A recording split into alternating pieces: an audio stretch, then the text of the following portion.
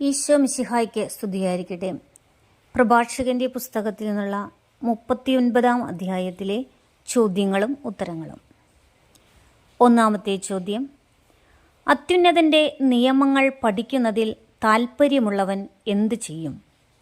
ഉത്തരം: എല്ലാ പൗരാണിക ജ്ഞാനവും ആരാഞ്ഞ് അറിയുകയും പ്രവചനങ്ങളിൽ ഔത്സുക്യം പ്രദർശിപ്പിക്കുകയും ചെയ്യും. ചോദ്യം 2: അവൻ വിശ്രുതരുടെ വാക്ക് വിലമതിക്കുകയും ഉപമകളുടെ പൊരുൾ സൂക്ഷ്മമായി അപഗ്രഥിക്കുകയും ചെയ്യും. ആര്? ഉത്തരം: അത്യുന്നതൻ്റെ നിയമങ്ങൾ പഠിക്കുന്നതിൽ താൽപ്പര്യമുള്ളവൻ. ചോദ്യം 3: അവൻ ആപ്തവാക്യങ്ങളുടെ ആന്തരാർത്ഥം തേടുകയും ഉപമകളുടെ നിഗൂഢതകളെ സ്വായത്തമാക്കുകയും ചെയ്യും. ആര്? ഉത്തരം: അത്യുന്നതൻ്റെ നിയമങ്ങൾ പഠിക്കുന്നതിൽ താൽപ്പര്യമുള്ളവൻ. ചോദ്യം 4: അവൻ മഹാന്മാരെ സേവിക്കുന്നു. ഭരണാധിപന്മാരുടെ മുൻപിലും അവന് പ്രവേശനമുണ്ട്. വിദേശ രാജ്യങ്ങളിൽ അവൻ സഞ്ചരിക്കും. മനുഷ്യരുടെ നന്മ തിന്മകൾ അവൻ വേർതിരിച്ചറിയുന്നു. ആര്? ഉത്തരം: അത്യുന്നതൻ്റെ നിയമങ്ങൾ പഠിക്കുന്നതിൽ താൽപ്പര്യമുള്ളവൻ. ചോദ്യം 5: മഹാന്മാരെ സേവിക്കുന്നതാര്? ഉത്തരം: അത്യുന്നതൻ്റെ നിയമങ്ങൾ പാലിക്കുന്നതിൽ താൽപ്പര്യമുള്ളവൻ. ചോദ്യം 6: അത്യുന്നതൻ്റെ നിയമങ്ങൾ പാലിക്കുന്നതിൽ താൽപ്പര്യമുള്ളവന് പ്രവേശനമുള്ളത് ആരുടെ മുൻപിലാണ്? ഉത്തരം: ഭരണാധിപന്മാരുടെ മുൻപിൽ. ചോദ്യം 7: അത്യുന്നതൻ്റെ നിയമങ്ങൾ പാലിക്കുന്നതിൽ താൽപ്പര്യമുള്ളവൻ ആരെ സേവിക്കുന്നു? ഉത്തരം: മഹാന്മാരെ. ചോദ്യം 8: വിദേശ രാജ്യങ്ങളിൽ സഞ്ചരിക്കാൻ കഴിയുന്നത് ആർക്ക്? ഉത്തരം: അത്യുന്നതൻ്റെ നിയമങ്ങൾ പാലിക്കുന്നതിൽ താൽപ്പര്യമുള്ളവന്. ചോദ്യം 9: സൃഷ്ടാവായ കർത്താവിനെ അന്വേഷിക്കാൻ അത്യുന്നതൻ്റെ നിയമങ്ങൾ പാലിക്കുന്നതിൽ താൽപ്പര്യമുള്ളവൻ എന്താണ് ചെയ്യുന്നത്? അതിരാവിലെ താൽപ്പര്യപൂർവം എഴുന്നേൽക്കുന്നു. ചോദ്യം 10: അവൻ അത്യുന്നതൻ്റെ മുൻപിൽ എന്തെല്ലാം ചെയ്യുന്നു? ഉത്തരം: പ്രാർത്ഥനകൾ അർപ്പിക്കുന്നു. അവൻ പാപമോചനത്തിനായി യാചിക്കുന്നു. ചോദ്യം 11: സർവശക്തനായ കർത്താവ് കനിഞ്ഞാൽ അവനിൽ എന്താണ് സംഭവിക്കുന്നത്? ഉത്തരം: ജ്ഞാനത്തിൻ്റെ ചൈതന്യം അവനിൽ നിറയും. ചോദ്യം 12: വിജ്ഞാന വചസ്സുകൾ പൊഴിഞ്ഞ് പ്രാർത്ഥനാപൂർവം അവൻ എന്തു ചെയ്യും? ഉത്തരം: കർത്താവിന് നന്ദി പറയും. ചോദ്യം 13: അവൻ്റെ ചിന്തയും അറിവും എന്തിലേക്ക് തിരിയുന്നു? ഉത്തരം: നേരായ മാർഗത്തിലേക്ക്. ചോദ്യം 14: അവൻ ധ്യാനിക്കുന്നതെന്ത്? ഉത്തരം: അവിടുത്തെ രഹസ്യങ്ങളെക്കുറിച്ച്.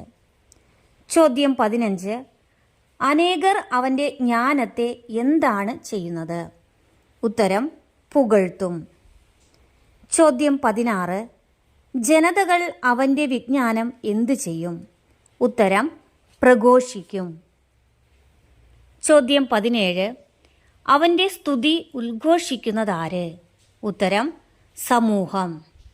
ചോദ്യം 18: ദീർഘകാലം ജീവിച്ചിരുന്നാൽ സംഭവിക്കുന്നതെന്ത്? ഉത്തരം: ആയിരങ്ങളുടേതിനേക്കാൾ ശ്രേഷ്ഠമായ ഒരു നാമം അവൻ അവശേഷിപ്പിക്കും. ചോദ്യം 19: അവൻ മരണമടഞ്ഞാലും അത് ഡാഷ്. ഉത്തരം: നിലനിൽക്കും. ചോദ്യം 20: എനിക്ക് ഇനിയും പറയാനുണ്ട് എന്ന് പ്രഭാഷകൻ പറയുന്നത് എന്താണ്? ഉത്തരം: സുചിന്തിതമായ കാര്യങ്ങൾ. ചോദ്യം 21: ഞാൻ പൂരിതനാണ് എന്ന് പറയുന്നത് ആരെ പോലെയാണ്? ഉത്തരം: പൂർണ്ണചന്ദ്രനെ പോലെ. ചോദ്യം 22: വിശ്വസ്തന്മാരായ പുത്രന്മാരെ എൻ്റെ വാക്ക് കേട്ട് എന്ത് ചെയ്യുവിൻ എന്നാണ് പറയുന്നത്? അരുവിക്കരയിലെ പനിനീർ ചെടി പോലെ മൊട്ടിടുവിൻ എന്ന്. ചോദ്യം 23: സൗരഭ്യൻ പരത്തുവിൻ എന്ന് പറയുന്നത് എന്തിനെ പോലെയാണ്? ഉത്തരം: കുന്തുരുക്കം പോലെ. ചോദ്യം 24: ലില്ലി പോലെ എന്താണ് ചെയ്യേണ്ടത്? ഉത്തരം പൂവണിയുവിൻ. ചോദ്യം 25. സുഗന്ധം പരത്തുകയും ഡാഷ് ആലപിക്കുകയും ചെയ്യുവിൻ. ഉത്തരം സ്തുതിഗീതം ആലപിക്കുകയും ചെയ്യുവിൻ. ചോദ്യം 26. അവിടുത്തെ വാഴ്ത്തുവിൻ എന്ന് പറയുന്നത് എന്തുകൊണ്ട്? ഉത്തരം കർത്താവിൻ്റെ എല്ലാ പ്രവൃത്തികളും നിമിത്തം. ചോദ്യം 27. അവിടുത്തെ നാമത്തെ മഹത്വപ്പെടുത്തുകയും അവിടുത്തോട് നന്ദി പറയുകയും ചെയ്യേണ്ടത് എങ്ങനെയാണ്? ഉത്തരം സ്തുതികളോടും ഗാനാലാപത്തോടും വീണാനാദത്തോടും കൂടെ. ചോദ്യം 28. നിങ്ങൾ ഇങ്ങനെ പറയണം. എങ്ങനെയാണ് പറയേണ്ടത്? ഉത്തരം എല്ലാം കർത്താവിൻ്റെ പ്രവൃത്തിയാണ്. അവയെല്ലാം അത്യുത്തമമാണ്. അവിടുന്ന് കൽപ്പിക്കുന്നതൊക്കെയും അവിടുത്തെ നാമത്തിൽ നിർവഹിക്കപ്പെടും. ചോദ്യം 29. ആർക്കും ചോദിക്കാൻ സാധിക്കുകയില്ല എന്ന് പറയുന്നത് എന്തൊക്കെയാണ്? ഉത്തരം ഇതെന്ത്, എന്തുകൊണ്ട് എന്നിങ്ങനെ. ചോദ്യം 30. കർത്താവിൻ്റെ നാമത്തിൽ നിർവഹിക്കപ്പെടുന്നത് എന്താണ്? ഉത്തരം അവിടുന്ന് കൽപ്പിക്കുന്നതൊക്കെയും. ചോദ്യം 31. ഇതെന്ത്, എന്തുകൊണ്ട് എന്ന് ആർക്കും ചോദിക്കാൻ സാധിക്കുകയില്ല എന്ന് പറയുന്നത് എന്തുകൊണ്ട്? ഉത്തരം യഥാകാലം എല്ലാം വെളിവാകും എന്നതിനാൽ. ചോദ്യം 32. അവിടുന്ന് അരുൾ ചെയ്തപ്പോൾ എന്താണ് സംഭവിച്ചത്? ഉത്തരം ജലം കുന്നുകൂടി. ചോദ്യം 33. അവിടുന്ന് കൽപ്പിച്ചപ്പോൾ എന്താണുണ്ടായത്? ഉത്തരം ജലാശയങ്ങൾ. ചോദ്യം 34. അവിടുന്ന് കൽപ്പിക്കുമ്പോൾ നിറവേറുന്നതെന്ത്? ഉത്തരം അവിടുത്തെ ഇഷ്ടങ്ങൾ. ചോദ്യം 35. ആർക്കും സാധ്യമല്ലാത്തതെന്ത്? ഉത്തരം അവിടുത്തെ രക്ഷാകര ശക്തിയെ പരിമിതമാക്കുക. ചോദ്യം 36. അവിടുന്ന് കാണുന്നതെന്ത്? ഉത്തരം മർത്യൻ്റെ പ്രവൃത്തികൾ. ചോദ്യം 37. ഒന്നും മറഞ്ഞിരിക്കുന്നില്ല എന്ന് പറയുന്നത് എവിടെ നിന്ന്? ഉത്തരം അവിടുത്തെ ദൃഷ്ടിയിൽ നിന്ന്. ചോദ്യം 38. അനാദി മുതൽ അനന്തത വരെ അവിടുന്ന് അവയെ ഡാഷ്. ഉത്തരം കണ്ടുകൊണ്ടിരിക്കുന്നു. ചോദ്യം 39. അവിടത്തേക്ക് ഒന്നും എന്തല്ല എന്നാണ് പ്രഭാഷകൻ പറയുന്നത്? ഉത്തരം വിസ്മയകരമല്ല. ചോദ്യം 40. ഓരോന്നും സൃഷ്ടിക്കപ്പെട്ടിരിക്കുന്നത് എന്തിനാണ്? ഉത്തരം നിശ്ചിതോപയോഗത്തിനാണ്. ചോദ്യം 41. നദിയെന്ന പോലെ വരണ്ട ഭൂമിയെ ആവരണം ചെയ്യുന്നതെന്ത്? ഉത്തരം അവിടുത്തെ അനുഗ്രഹം. ചോദ്യം 42. ഭൂമിയെ കുതിർക്കുന്നതെങ്ങനെ? ഉത്തരം വെള്ളപ്പൊക്കം പോലെ. ചോദ്യം 43. അവിടുന്ന് ശുദ്ധജലത്തെ ഉപ്പാക്കി മാറ്റുന്നത് പോലെ ജനതകൾ എന്താകും? ഉത്തരം അവിടുത്തെ കോപത്തിനിരയാകും. ചോദ്യം 44. വിശുദ്ധർക്ക് അവിടുത്തെ മാർഗം എന്താണ്? ഉത്തരം ഋജുവാണ്. ചോദ്യം 45. ദുഷ്ടർക്ക് അവിടുത്തെ മാർഗം എന്താണ്? ഉത്തരം പ്രതിബന്ധങ്ങൾ നിറഞ്ഞത്. ചോദ്യം 46. ആദ്യം മുതൽ തന്നെ സൃഷ്ടിക്കപ്പെട്ടതെന്ത്? ഉത്തരം തിന്മ ദുഷ്ടർക്കെന്ന പോലെ നന്മ ശിഷ്ടർക്ക് വേണ്ടി. ചോദ്യം 47. മനുഷ്യൻ്റെ ജീവിതത്തിലെ പ്രാഥമിക ആവശ്യങ്ങൾ എന്തൊക്കെയാണ് എന്നാണ് പ്രഭാഷകൻ പറയുന്നത്? ഉത്തരം ജലം, അഗ്നി, ഇരുമ്പ്, ഉപ്പ്, ഗോതമ്പ്, പാല്, തേൻ, വീഞ്ഞ്, എണ്ണ, വസ്ത്രം. ചോദ്യം 48. പ്രഭാഷകൻ 39:24 26 എത്ര പ്രാഥമിക ആവശ്യങ്ങളെക്കുറിച്ചാണ് പറയുന്നത്? ഉത്തരം 10.